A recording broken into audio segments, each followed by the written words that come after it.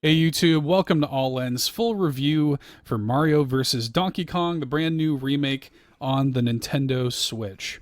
If you have never joined us for an All End review before, here is how it goes. First of all, we do not issue number scores for our reviews. Sorry, Metacritic slash OpenCritic or whatever. We think that video games are too complex as an art form to boil down to a single number. So we don't do that. We're just going to give you our 100% honest thoughts and opinions and let you, the listener slash viewer, determine what you think. And in addition to that, we like to structure our reviews in a couple of different ways. We are going to start by talking about the narrative of the game. We're going to talk about the presentation of the game, the music of the game, and finally the gameplay. And we do that to structure the review not only for you, for ease of listening, but for us, so that we don't get too ahead of ourselves and go all over the place. Give ourselves a little bit of a point of order. So yeah, I mean, let's get into it, man. Mario versus Donkey Kong, the Switch remake of Yes. GBA game, as a matter of fact. Yeah. I mean, obviously, Nintendo has leaned into this idea of remaking and re releasing old games, especially on the Nintendo Switch. I mean, it's been such a gargantuan success. Well, why wouldn't you? But I still think that this was a little bit of a surprise. Nintendo certainly has plenty of games in their back catalog. Not saying that, I'm still like, they shouldn't have done it. They should have done another game. But when I saw that this was being remade, this was like, okay, fair enough. Didn't see this one coming, but I see what you're doing. But now here we have it. They, nearly 20 years to the month after the original released on GBA, here we have Nintendo versus Nintendo. We have Mario versus Donkey Kong, basically like a spiritual successor to DK94, Mm-hmm. here available for a new generation. Yeah, yeah, it's really cool. I think a lot of people, admittedly myself included, when they first announced this, I was like, kind of scratching my head a little bit. I was like, who is Yeah. this really for? And even after playing the game, I don't know that I have a good answer to that, to be honest. Despite the fact that like the game is really good, it's always been really good. I think a lot of people sort of deride the Mario versus Donkey Kong series, or write it off because for a while there they were churning them out, so quickly. And these have always been just solid like puzzle games. That, like you said, are kind of a spiritual successor to DK94, which is a wonderful game that is very So well good. regarded, right? So it I is love in the like, modern age that there's been like this, whatever the opposite of erasure is for DK94. It didn't yeah, remotely get its flowers back when it first came out, but now everybody is like, oh yeah, DK94 was one of the best things ever, best thing. And I'm just so happy in my heart that the game that deserves to be remembered as a classic is finally being remembered as such. And you can absolutely see why the Mario mm-hmm. versus Donkey Kong franchise kind of came out of this, even though, like you said, it did wind up getting a little bit too saturated for its own good, especially in the late 3DS kind of Wii U era, especially with like that weird kind of amiibo uh, Yeah. game that they put out where you had to specifically unlock most of the game, most of the stages through amiibo. But this is not a retrospective on this franchise. We are here to talk about one game in particular. Yeah, so I mean, this is a remake of the first game, and it feels a little bit weird to start with story, I guess, on this. These again are puzzle games, so these are not very story heavy games. There is a It's setup. also a Mario game, so I mean, Yeah, like there is a setup, and that's really about it. yeah, when it comes to the narrative of Mario versus Donkey Kong, this was not something that they decided to expand on with the remake, and I can't really fault them for that. But story is DK sees new shiny thing, DK wants new shiny thing, DK takes new shiny thing, Mario goes after DK to get back new shiny thing. And Yep. that's really it. That is really it. You spend the entire game going after Donkey Kong to get the shiny things back until eventually you get to the end of the game. And I'm sorry, massive spoilers for the end of the game. You get the shiny thing back. Yep.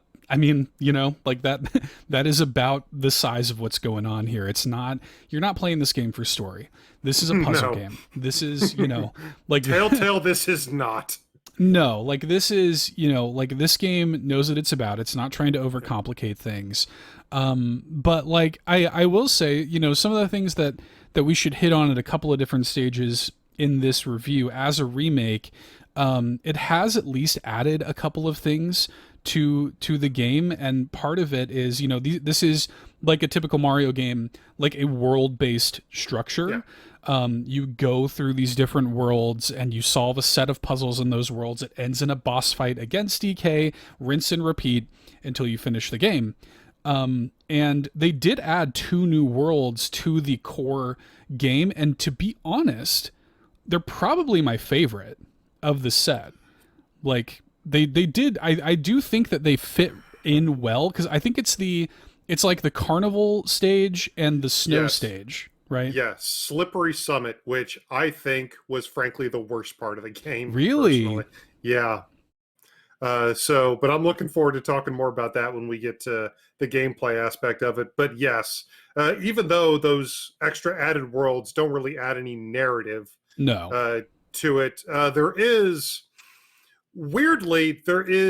kind of a Mario 3D Land esque approach to the gameplay progression, Mm-hmm. where you play through these 8 worlds, you fight DK as a final boss, you see the credits roll, but then the game just kind of keeps It going. it doubles Yeah. basically. Yeah. So so it's a really big kind of fake out moment, question mark.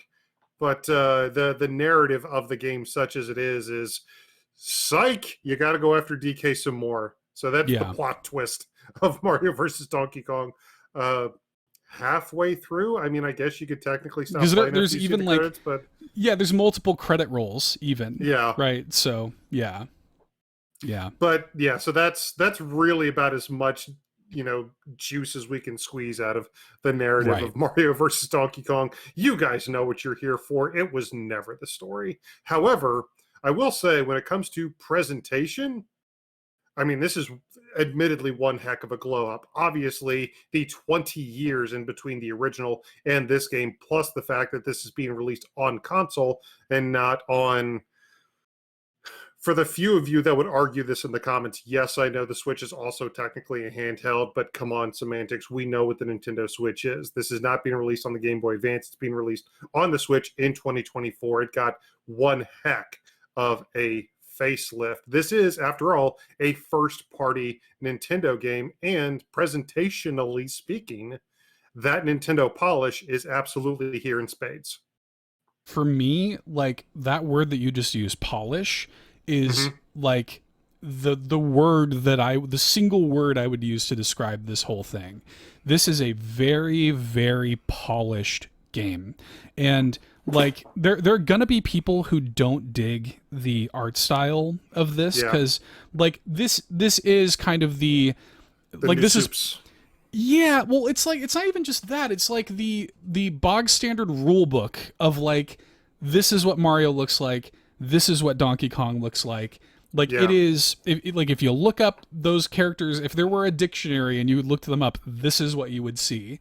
There's no like, there's not a Mario Wonder esque like art stroke to it. There's no real art design going on here. Right. It is the Nintendo aesthetic, very strongly at play. But again, polished to a darn mirror sheen, because of the fact that, because of what the game is. They were able to put a lot of time, effort, and memory into making sure that the game ran as good as possible and looked as good as possible. This is something that you specifically mentioned when we both played the demo, but the cutscenes, which were initially just a few stills Yeah. uh, back on the GBA, have turned into darn near cinema quality CGI cutscenes in this title. They wouldn't have completely looked out of place if Nintendo decided to make a feature length movie of Mario with this aesthetic. So again, the facelift, the presentation of this game is really just top notch. Again, exactly what you would expect from Nintendo in 2024. Just special shout out to all the toy versions I of love all of them, of the enemies. the classic Mario enemies, the classic Mario characters. Obviously, the focus is going to be on the Mario minis themselves, but from the first stage, and you see the Shy Guy wind up toys, So good. they just like, oh my god, if Nintendo had just released this 5 years earlier, they could have done a 30 amiibo toy line, and I would have trampled over young children to get them all. Yeah. Yeah, I love that. I love the whole like toy aesthetic of it. And I do think that Yeah. like the worlds that we have here have a lot of variety, like a lot of like visual variety to them. I think it's about, again, it doesn't have like an art direction stroke to it, but like for what it is, for it being just this very clean, sort of very polished thing, it is about as good as you could hope for. It runs flawlessly. Like there's no, the load times are quick. It's like Yeah. a just a very smooth, like polished experience. It is gorgeous. Those colors on the OLED screen are beautiful. It's just very very high standard, and I want to give a special shout out to the main menu of the game. I that main With menu Mario and DK just kind of. in each corner, and like the render of them is so high quality. Like I just stare at it. I'm like, you can see all the individual hairs on DK. You can see Yeah. the stitching in Mario's hat. Like Yeah. I probably spent a good like 10 minutes just looking at the main menu. Like it's beautiful. Yeah. And I'm sure that that was part of the direction as well. Like, listen, we're not talking about some massive, big open world game that we've got to, sit and toil over, you know, 10 billion square kilometers of Yeah. level design. They already had the game 80% pre-made. They knew exactly what the game was going to look like, exactly what the game was going to be designed like. Obviously, yes, they've got the new content, but by and large, they already had the blueprint in place. They just had to make sure that it looked as good as possible. They had to make sure it looked like a game that could come out in 2024. And from that aspect, if you're just taking that aspect alone in a vacuum, you get an A+ for effort.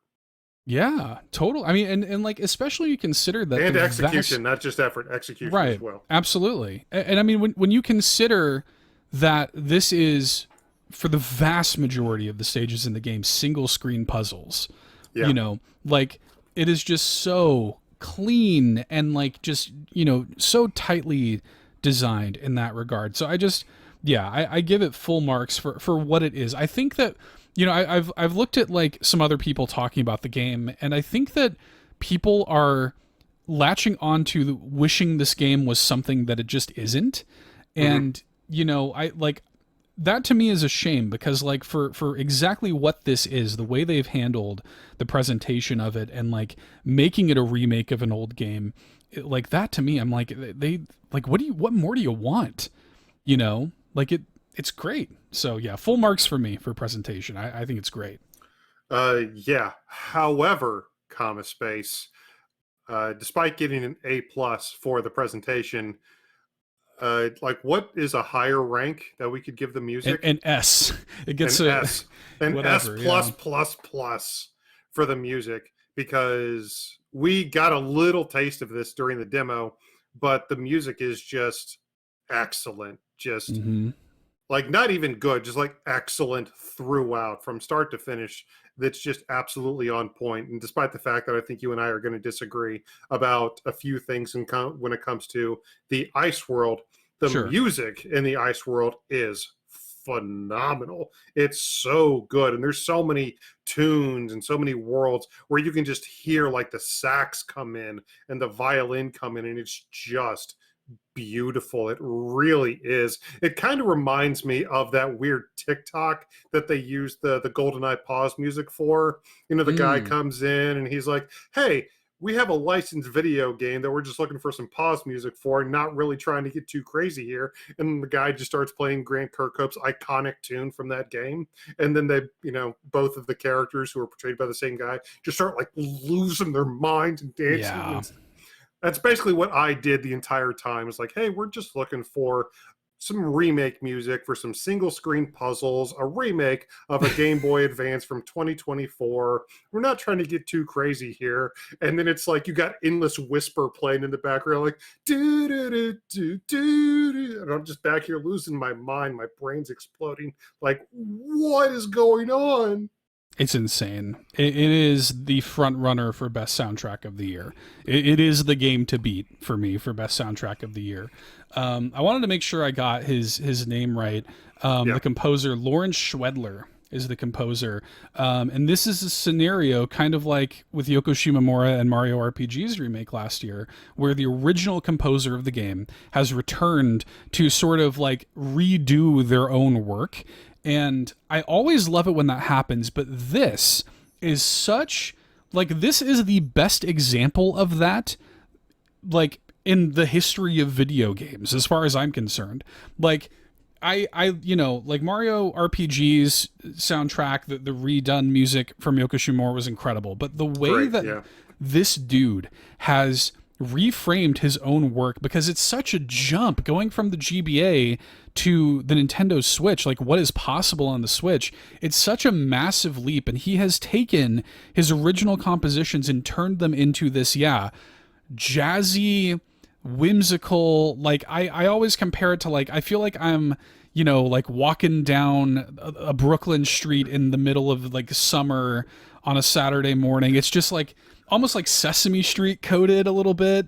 Like, I just, man, I love it. It's like every track is phenomenal. He just crushed it. My favorite track in the game is actually the track that plays on the mini Mario stages. Like, dude, I'll just sit there and listen to that track. Like, I'll just sit there, like, and let the timer run down, just like listening to it. It's just phenomenal work from like just like the whole thing, all killer, no filler on this soundtrack. Full marks. Yeah, absolutely. Nintendo really should start their own vinyl collection at this point. I agree. Yeah, I would buy a vinyl for this would be the perfect game. Like, unlike, like, I would buy a ton of Nintendo vinyl. They would get so much money out of me if they did that. But no. Yeah. But like, this one is just like, even if you remove the fact that it's a Mario and Donkey Kong game, it's just a great collection of jazz music. Like I would just throw that on while I'm like cooking or whatever. Like, it's just a great collection of jazz music. Even remove, it does have like some of your Mario and your Donkey Kong themes and like your whatever, your standards, but like, man, it is just a wonderful a piece of jazz work. As it is, it's just wonderful, wonderful stuff. It is, again, in my opinion, the score to beat for 2024 already. But here we go. Here we have it. This completely narrativeless game that is a wonderfully polished jazz masterpiece. But how does it actually play? And if you are a fan of the original, specifically just looking to revisit a game from your childhood, or for some of us, just from our earlier adulthood, then you will probably be very pleased with the result. This was, as it was always explicitly stated to be, a remake of Mario versus Donkey Kong. When it comes to the gameplay, they did not make these large sweeps. The gameplay has not evolved to be unrecognizable from what it was. It is, for all intents and purposes, just an extremely polished version of that GBA game that you played back in 2004 with some extra content. It is Mario versus Donkey Kong Deluxe. Now, for those who haven't played Mario versus Donkey Kong before, what can you expect? Well, while it is a platformer starring the iconic plumber, this is not nearly as action-oriented as many of the Mario games you've probably played in the past. This is a puzzle platformer, and there are several different types of stages at play here. But first and foremost, uh, while it's not necessarily difficult, the onus is on figuring out how to navigate the stages in most part rather than the challenge of performing that navigation. Yeah, a lot of times it's going to be like you come into a stage and you sort of have to spend a little time figuring out what it is you need to do. And then like that's where the challenge comes in, is like figuring out what it is you need to do versus doing it, because you don't often have like some looming threat. There are a couple of enemies that have like, attack patterns or whatever, but for the Mhm. most part, even the antagonistic forces at play here are just kind of walking around, and you're not Yeah. in any real danger other than like bumping into them or something, or mistiming a jump, or whatever. I mean, you really are just figuring out how it is you need to do what you need to do, and just executing it. And sometimes that requires, especially in some of the harder levels, sometimes it requires a lot of like back and forth and patience, and like sort of like waiting for things to line up correctly, and like there can be a lot of moving pieces to it. Yeah, So and very often the enemies, those antagonistic forces you were talking about, very often those wind up being tools that you yeah. need in order to navigate the stage in the first place. But the little hooks, the little gimmicks that are at play in most of the stages, for the first part of the game, up until the first time you roll credits on Mario Right. versus Donkey Kong, all the quote unquote normal stages that you're going to go through are two separate screens. The first screen is a locked door. You find the key, you navigate your way to the key, and then you navigate your way to the door, with the gimmick being that Mario has to literally, like Super Mario Brothers 2 style, Yep. carry the key to the door. And even that aspect can wind up presenting a bit of a challenge. Hmm. But then in the second screen, you have one of the little mini Mario figures that you have to navigate your way toward and then collect it, and that ends the stage. And Right. then six stages make up a world. Weirdly enough, whenever you get to a new world, you are forced to play the first stage. That is But weird. after but after you play the first stage, you can play the other five in whatever order you want. It's just kind of weird that they don't, since they're going to do that, that they don't just have the entire. But that's more of a just kind of weird aside. But you've got those six stages per world that act with those two screens. You've got the key to the locked door, and then you go collect the mini Mario, and then you've got two other stages essentially that finish off each world. Yep. Yeah, and as you mentioned, it's sort of in the kind of back half of the game. It's kind of recontextualized, because what they essentially do is Yes. combine like the mini Mario element into the core like level design, where now you have to reckon with like guiding a mini Mario in addition to the key and all of that. So it does get more complicated. Yeah. In what are they called, like plus worlds or whatever. Yeah. Yeah.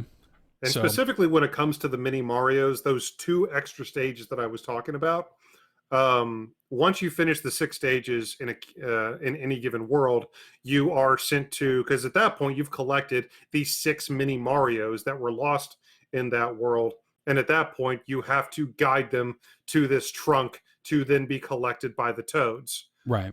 So there is a very specific Lemmings esque mini Mario stage where in addition to guiding Mario through a stage, you actually have to find a way to navigate. You have to learn how the minis maneuver the stage, and you have to guide the minis to the end of the stage, to the crate, which you then can collect. Right. Um, the hook to those stages being that there are three letters that spell toy that you have to collect in order to even open the chest so that the mini Marios will jump in.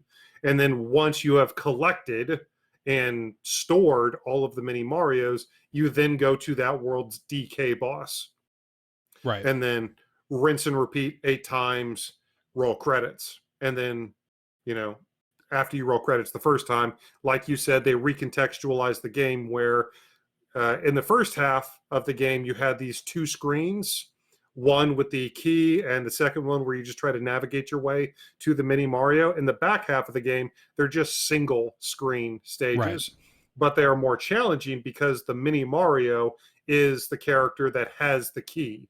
Right. So they basically just combine this idea of the Lemmings-esque guiding the mini Marios with guiding the key, with getting the key to the locked door.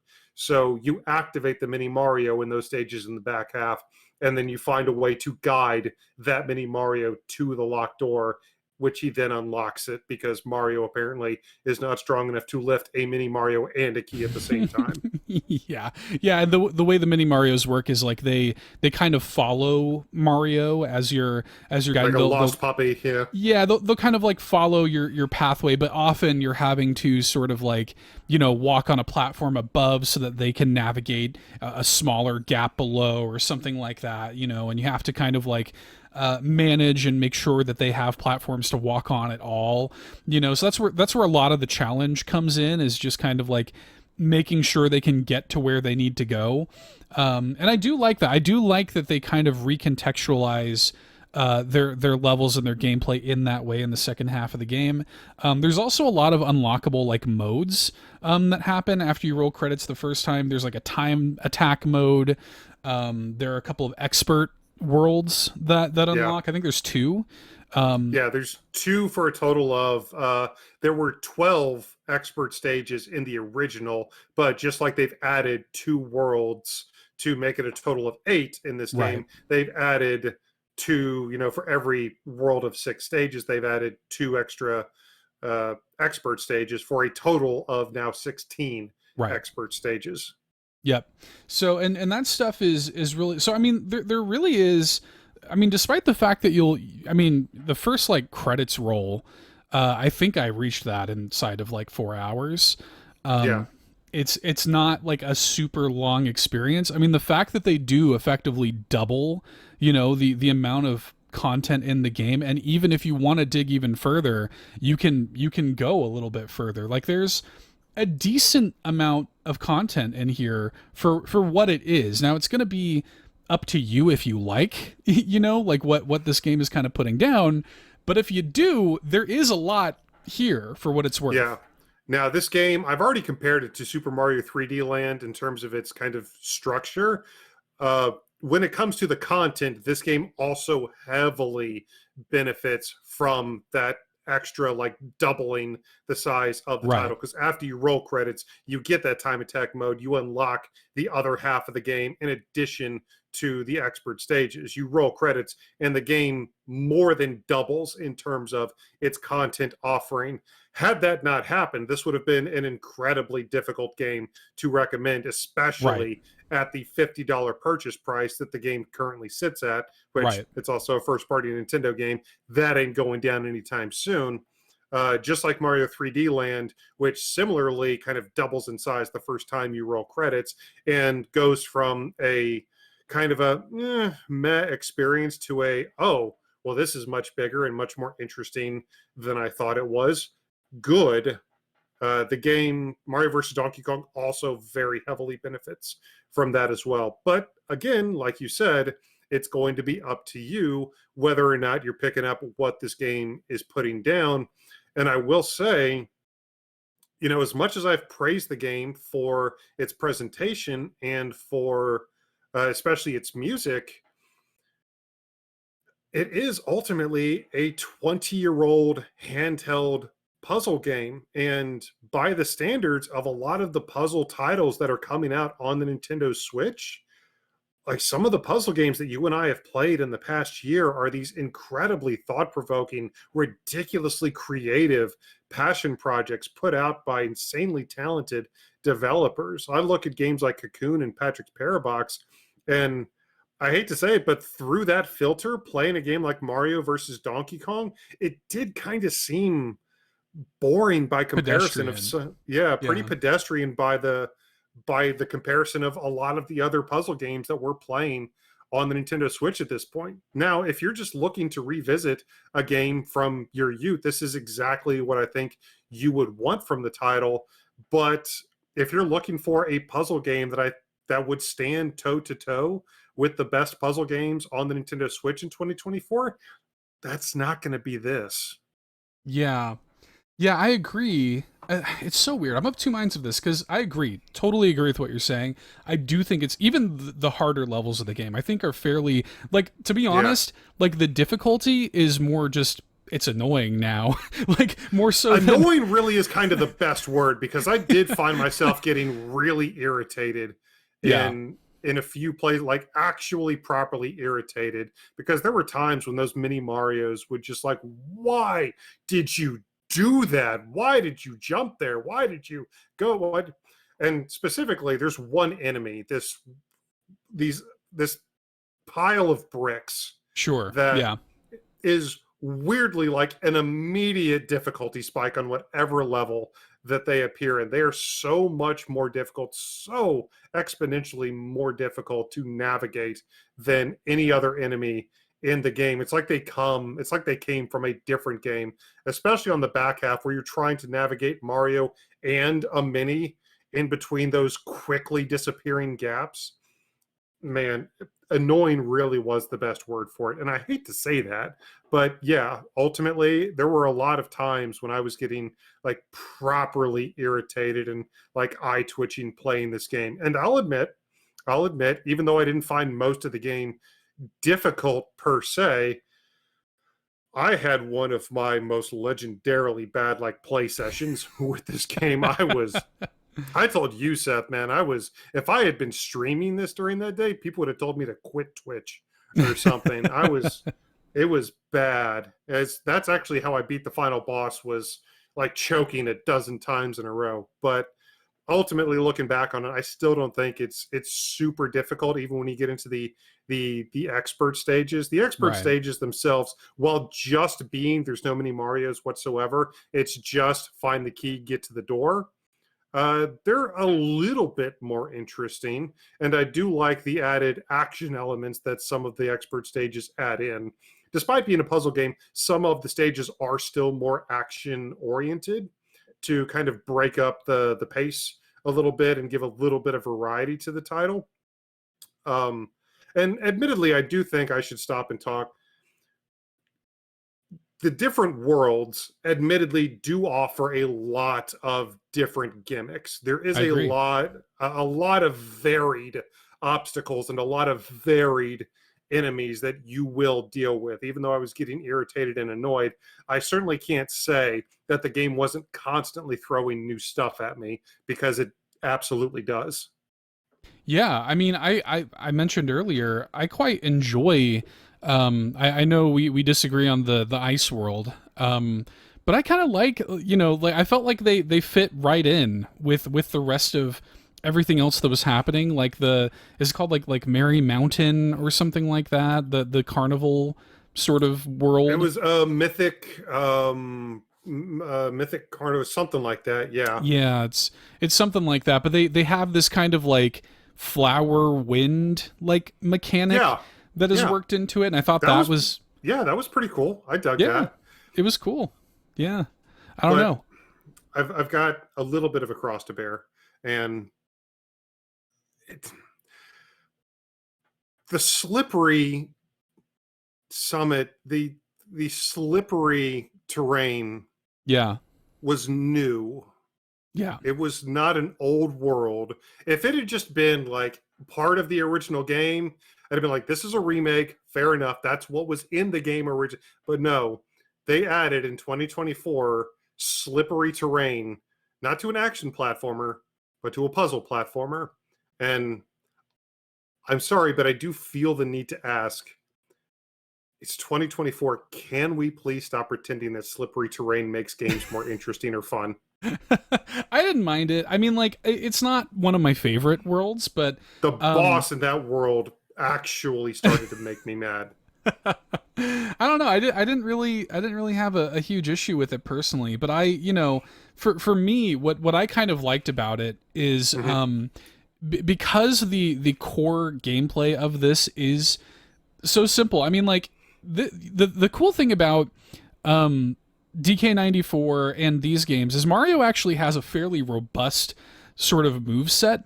in He these does. games, all things considered. Like you've got sort of the ability to like handstand, and what's nice about that is like it that can negate those brick enemies that you're talking about a little bit, because if you handstand walking under them, he just kicks the bricks away, which I think might be new. I don't think that was the case in the original. I don't think Um, so because I honestly that's the first I'm hearing about it. I yeah, did know that. I did know that you Mario only gets one hit in all the normal right. stages. However, if you are carrying something, Yes, that basically gives Mario an extra hit. You he'll basically just just get drop it. knocked down and drop whatever you're holding. Yeah, So you can also use, that as kind of armor, and you actually get a decent number of iframes after you get knocked down if you just want to try to damage boost through something. right. So he can do that. He can kind of like handstand. Jumping out of that gives you like a high jump, and then you can do like a third kind of like somersault if you jump Yeah. again after landing from that. Like a And facsimile of his triple jump. Yeah. right, yeah. And in addition to that, you have like the ability to climb both ladders and ropes, just like old school arcade Like Donkey DK Kong games. Jr., yeah. Totally, right? It works exactly the same as it does in Donkey Kong Jr. And then he also can sort of vault. Like there will be there will be poles that Mario can spin on and get like very high jumps off of. So he's actually got a fairly robust move set in this game for it being what it is. So when you have to contend with something like slippery terrain, even though it's annoying, I kind of like that it made you think about that move set a little bit more carefully.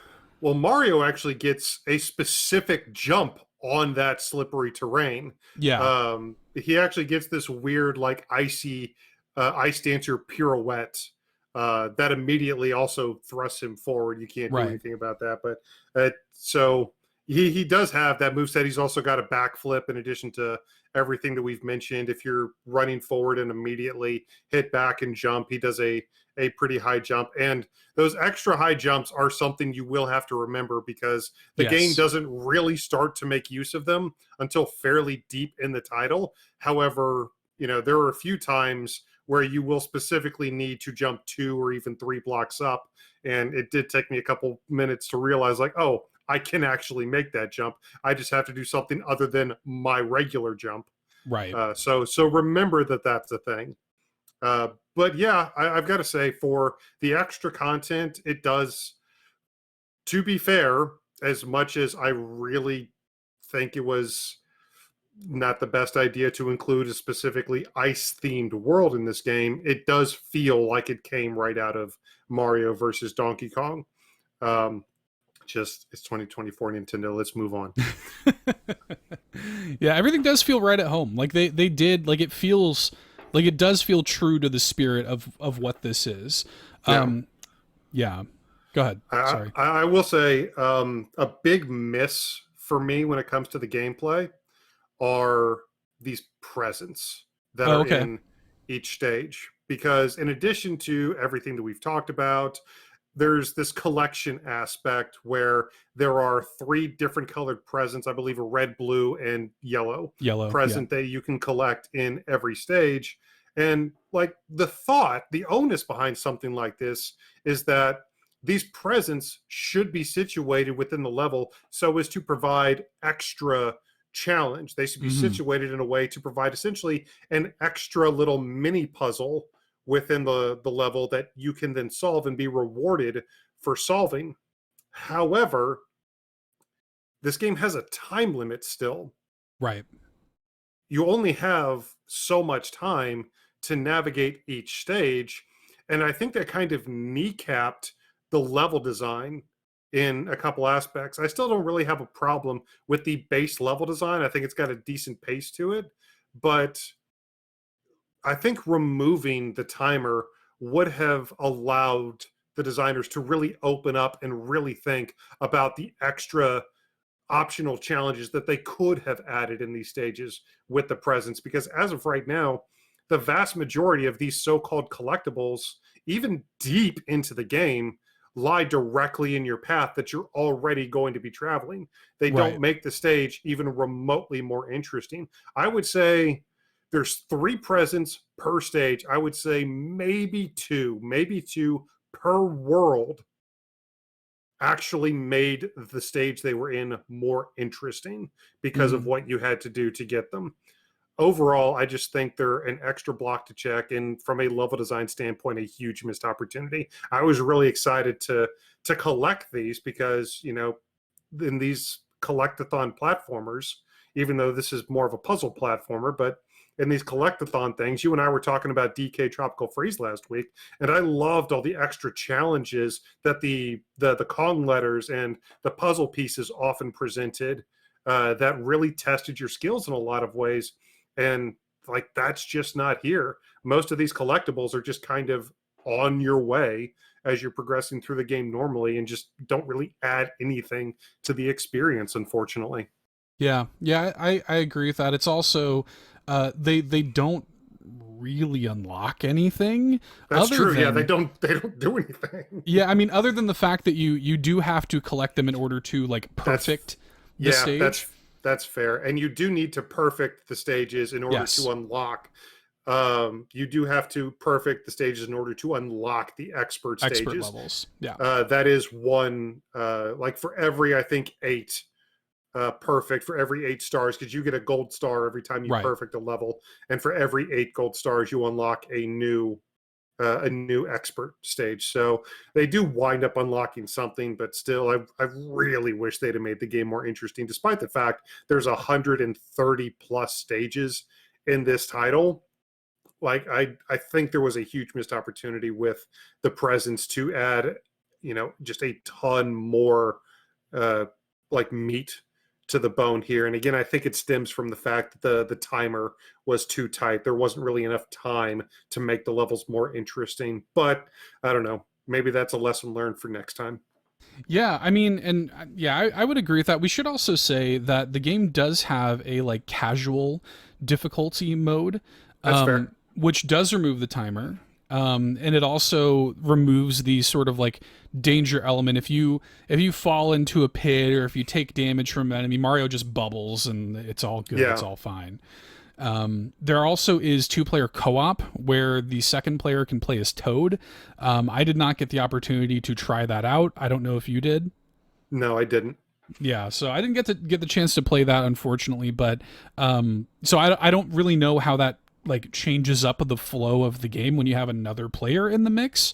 But from what I understand, Toad can do the vast majority of what Mario can do in co-op. So I imagine that also kind of makes the game easier, but I could see it being kind of fun to divide and conquer and you go over here and do this. And I could see that, Yeah.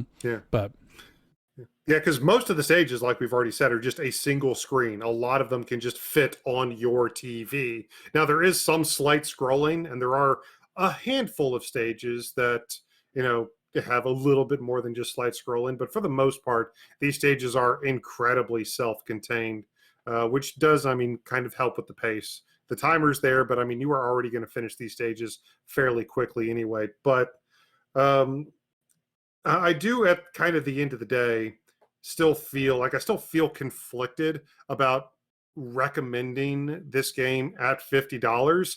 yeah.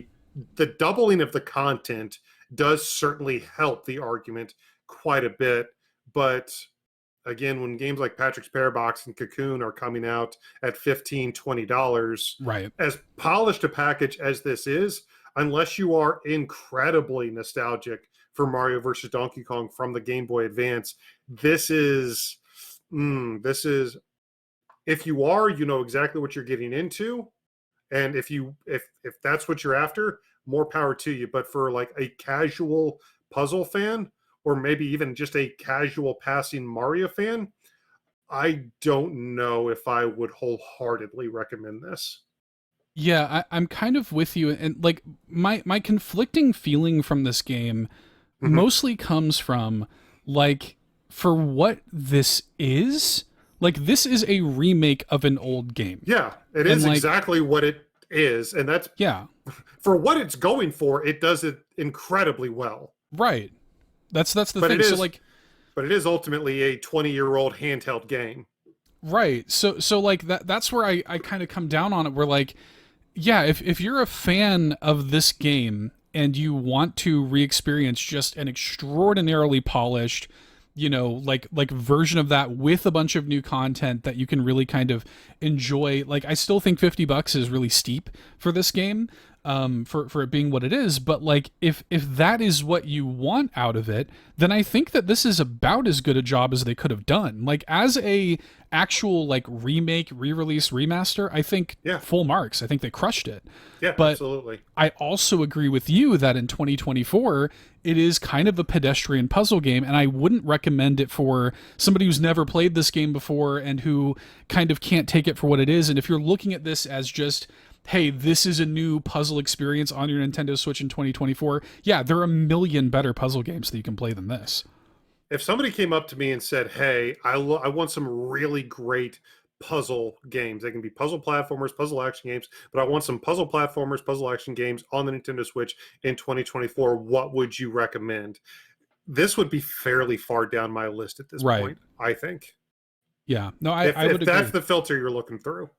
Right. So I think that's where I come down on it, is like you really have to look at this game with a little bit of nuance, because like I I feel like my main complaints with the game are like measuring it against something it was never trying to be, you know? Yeah.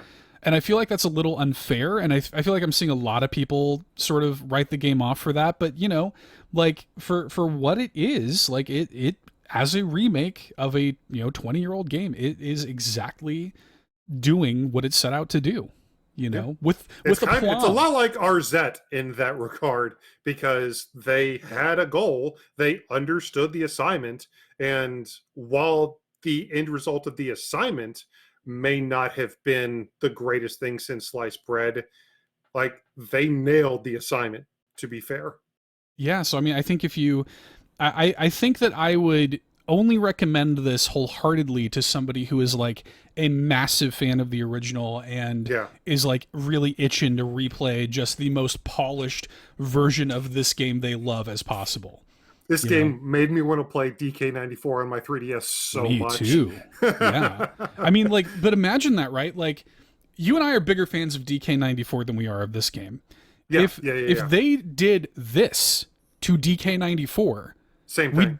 we'd be over the moon, you Yeah. know? And Yep. so that's what I mean. Like, there are people out there that hold this game in that high regard, and for those people, I would still maybe be a little trepidatious about $50, but for those people, I would recommend this game too. You know? Yeah.